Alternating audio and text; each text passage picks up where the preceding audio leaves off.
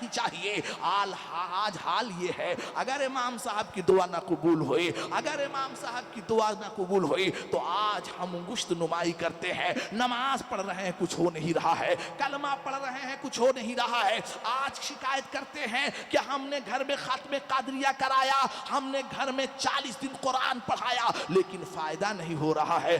میں کہہ رہا ہوں 40 دن قرآن پڑھانے پر اگر فائدہ نہ ہو تو سمجھ جاؤ ہم نے کسی کا حق چھینا ہے، کسی کا مال چھینا ہے، کسی کا مال لوٹا ہے. اگر گھر میں آہیں دفن ہے، مظلوموں کی آہ دفن ہے، رات دن پڑھتے رہو گے کوئی فائدہ ہونے والا نہیں ہے جب تک کہ اس کا حق ادا نہیں کر دو گے، جب تک کہ اس کا حق نہیں ادا کر دو گے. واہ رے حضرت سرکار سیدنا ابن جوزی فرماتے ہیں مومن کی پہچان مصیبتوں میں ہوتی ہے. وہ نوجوان کے ساتھ آج بھی یہی ہوا، آج بھی کسی نے گھاس نہیں ڈالی، آج بھی کوئی توجہ نہیں کیا، آج بھی کوئی خیال نہیں کیا. وہ نوجوان گھر آیا، بیوی نے کہا مالک سے کہا آپ نے کچھ نہیں کہا؟ کہا تو ہے. کہا مالک کو اپنے گھر کا حال نہیں بتایا؟ کہا مالک سے اپنے گھر کا حال بتایا ہے لیکن مالک نے کہا کل دوں گا. بیوی نے کہا آخر تم نے مالک کو اپنے گھر کا حال کیسے بتایا کہ مالک نے دھیان ہی نہیں دیا؟ تڑپ کے کہا اے میری بیوی مالک ہر چیز کو جانتا ہے، ہر چیز سے باخبر ہے، مالک سے کوئی چیز پوشیدہ نہیں ہے. اب کل میں جاؤں گا. اے مومنو ذرا دیکھو نماز کی برکت دیکھو. نماز پڑھا اور تڑپ کر دعائیں مانگی فجر کے وقت. یہ زمین و آسمان کے مالک میں جا رہا ہوں، میری مدد عطا فرما. 4 رکعت نماز فجر کی نماز جانتے ہیں آپ کتنا بڑا مقام ہے؟ 2 رکعت دو رکعت جو سنت پڑھتے ہو اس کے ثواب کا یہ حال ہے. زمین و آسمان کے بیچ میں جو خلا ہے اگر اس کے برابر ہیرے جواہرات تم اللہ کی راہ میں خرچ کر دو تو بھی اس سنت کا مقابلہ نہیں کر پائیں گے. اب سوچو کتنا بڑا ثواب ہے. آج ہم اسی کو چھوڑ بیٹھے ہیں. جس وقت عید کی نماز کی طرح، جمعہ کی نماز کی طرح مسلمان بھی فجر کی نماز میں آنا شروع کر دے گا اسی دن انقلاب برپا ہو جائے گا، اسی دن کرانتی آ جائے گی. لیکن بیابنی کا یہ سوال حال ہے کہ 12 بجے تک رات دن ہم جاگتے ہیں اور 12 بجے کے بعد ہم دوبارہ اٹھنے کے لیے تیار نہیں ہے، ہم نماز پڑھنے کے لیے تیار نہیں ہے. اب وہ نوجوان کا حال ذرا دیکھو. وہ نوجوان جب دیکھا تو فجر کی نماز پڑھا اور نکل پڑا. جانے کے بعد بیوی نے یہی کہا جا تو رہے ہو لیکن خیال کرنا، دھیان دینا، آج ضرور کچھ نہ کچھ لے کر آنا. اگر نہ لے کر آؤ گے تو گھر میں بچوں کی لاشیں نظر آئیں گے، گھر میں بچے مرے ہوئے نظر آئیں گے. آج کچھ بھی نہیں ہے. وہ نوجوان چیخ اٹھا کہا اے پاک پروردگار میری مدد کرنا.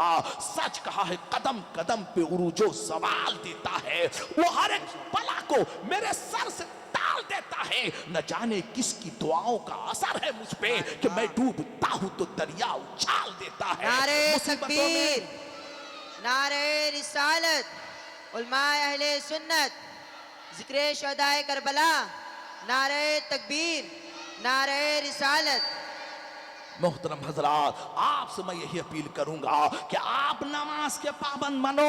اگر والد ہو تو بیٹے کو نماز پڑھنے کی تلقین کرو. نماز چھوڑ کر کبھی رزق میں برکت نہیں ہوگی. جو کچھ مانگنا ہے رب سے مانگو، جو کچھ طلب کرنا ہے رب سے طلب کرو. واہ رے وہ نوجوان جب صف میں کھڑا ہوا آج بھی اس کے ساتھ یہی ہوا جو اس دن ہوا تھا. نوجوان چیخ اٹھا، مسجد میں گیا، نماز پڑھا. اب سوچ رہا ہے میں نے تو بیوی سے وعدہ کیا تھا کہ ضرور آج مالک سے پیسہ لے کر آؤں گا، آج کچھ نہیں ملا. وہ نوجوان باہر نکلا تڑپ کے رو رہا ہے مولا کیا میں بد نصیب ہوں. اے زمین و آسمان کے مالک میری مدد تو کب کرے گا؟ اے پاک پروردگار ہم نے سنا ہے جہاں کوئی کسی کی مدد نہیں کرتا ہے وہاں تو اس کی مدد کرتا ہے. یہ کہہ کے نوجوان کھڑا ہوا. سامنے کنکر پتھر تھے، اسی کنکر پتھر کو اس نے تھیلے میں سمیٹ لیا تاکہ وقتی طور پہ بیوی دیکھے اس کو تسلی مل جائے. وہ نوجوان گھر پہنچا، کشاں کشاں بڑھتا چلا جا رہا ہے. قدم اٹھ نہیں رہے ہیں، اٹھائے جا رہے ہیں. اضطراب بڑھتا جا رہا ہے، بے چینی بڑھتی جا رہی ہے، الجھنیں بڑھتی جا رہی रही है, आज बीवी को क्या जवाब दूंगा, आज बच्चों का सामना कैसे करूंगा, आज खानदान के अफराद का सामना कैसे करूंगा। ये सोचकर जैसे दहलीज के करीब पहुंचा, बीवी का मुस्कुराता हुआ चेहरा देखा, बीवी ने तड़प कर कहा, मरहबा मरहबा, मुबारक हो मेरे शौहर, मुबारक हो। चेहरे पे ताजगी देखी, चेहरे पर हंसी देखी, मुस्कुरा के नौजवान ने पूछा, खैरियत तो क्या हुआ? कहा आपको नहीं मालूम? कहा नहीं मालूम। कहा आपका मालिक तो बड़ा अच्छा है, आपका मालिक तो बड़ा बढ़िया है। कहा क्या हुआ मेरी बीबी? कहा अभी अभी आपका मालिक आया था, अभी अभी आपका मालिक हाथों में थैला लेकर आया था। कहा मेरा मालिक आया था? कहा हाँ। कहा हुलिया कैसा था, चेहरा कैसा था, उसका जुग्राफिया कैसे था, उसका नक्शा कैसे था? उस बीवी ने कहा सिर्फ इतना जानती हूँ, एक लंबे बुजुर्ग थे, सर पे अमामा शरीफ था, चेहरा बड़ा नूरानी था, हाथ में आसा था और हाथ में थैला था। लाने के बाद दिया और जब मैंने उसमें देखा तो हीरे जवाहरात भरे हुए हैं। कहा ए अल्लाह की नेक बंदी, ये मान ले, अपने शौहर से कहना कि अपने मालिक को याद करता रहे, उसका मालिक उसे कभी भूला नहीं है, उसका मालिक आंसुओं को देखता है, दिल से जो बात निकलती है असर रखती है। उसे आंसू पसंद है, उसे दर्द पसंद है, उसे सोच पसंद है। रोना सीखो, रोने वाली आंखें मांगो। रोना सबका काम नहीं, जिक्र मोहब्बत आम है लेकिन सोज़े मोहब्बत आम नहीं। हमें तो हंसने से फुर्सत नहीं है, हमने रोना नहीं सीखा है। रो, यही आंसू तूफान बनेंगे। आज नौजवान रोया है, घर पहुंचा, हीरे जवाहरात से भरा हुआ थैला देखा, घर में पहुंचा, बेखुदी में उसने हाथ में थैला लिया था, उठाकर फेंक दिया। जैसे हाथ में थैला फेंका, वैसे लड़का दौड़ता हुआ आया। कहा अब्बा हुजूर गजब हो गया। कहा क्या हुआ बेटे? कहा अब्बा हुजूर, जो थैला आपने जमीन पर बेतवज्जोही के साथ फेंका है, उसमें तो सोना ही सोना भरा हुआ। परिंदे को पालने का इत्तेफाक से वो परिंदा बादशाह के महल से उड़ा और कहीं जाकर बैठ गया। बादशाह को बड़ी फिक्र हुई कि आखिर वो परिंदा चला कहाँ गया। कारिंदे उसको ढूंढते ढूंढते खबर दिया बादशाह को। कहा अली जा, अली पना, आपका शाही परिंदा उड़ा और फला झोपड़े पे जाके बैठा। वहां के मालिक ने जब देखा तो उसने कभी शाहीन परिंदा देखा नहीं था, उसने कभी बाज नहीं देखा था। बाज को पकड़ लिया और बाज के पर नोच डाले। उसने समझा बाज उड़ नहीं रहा है इसी परिंदी सी बाल की वजह से। उसने बाज के पर नोच डाले और उसके जो नोकीले पंजे थे उसको उसने तराश दिया और तराश के बना दिया गौरैया।